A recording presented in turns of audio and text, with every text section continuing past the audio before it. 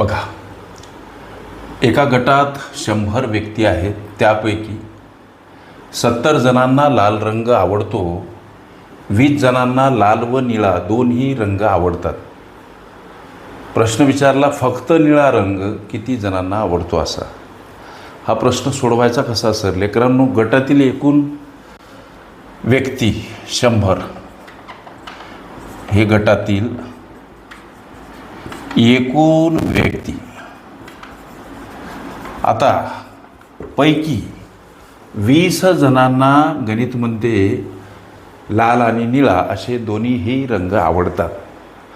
मग हे 20 जण जर वजा केले, 20 जण ज्यांना लाल आणि निळा असे दोन्ही रंग आवडतात,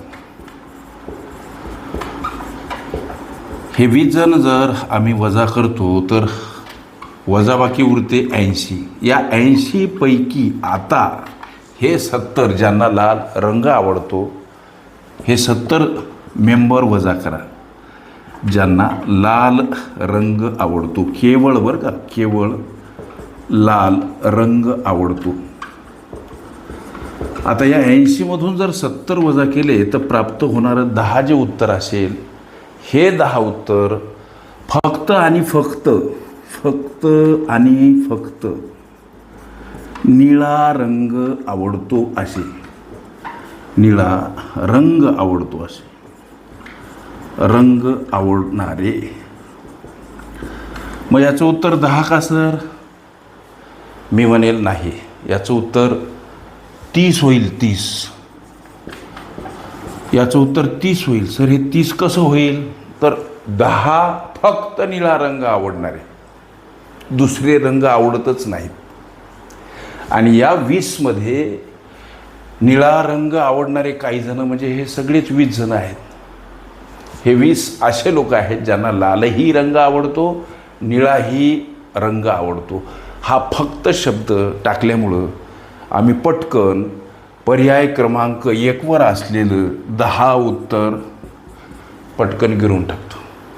आणि त्याच्या पुढं गिरवल्यानंतर आणि हॉलच्या बाहेर निघाल्यानंतर जेव्हा चर्चा सुरू होते तेव्हा पोरं म्हणतात, सर सीमध्ये 30 होतं, याचं उत्तर 30 आहे.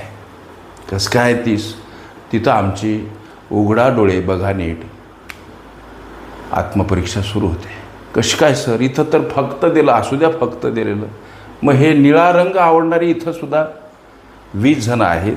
या 10चा आणि या 20चा जर विचार केला तर हे 30 उत्तर प्राप्त होते. लेकरांनो, हे 10 आणि ह्याच्यातले हे 20, 20 आणि 10 30 हे उत्तर तुमच्या प्रश्नाचं येते.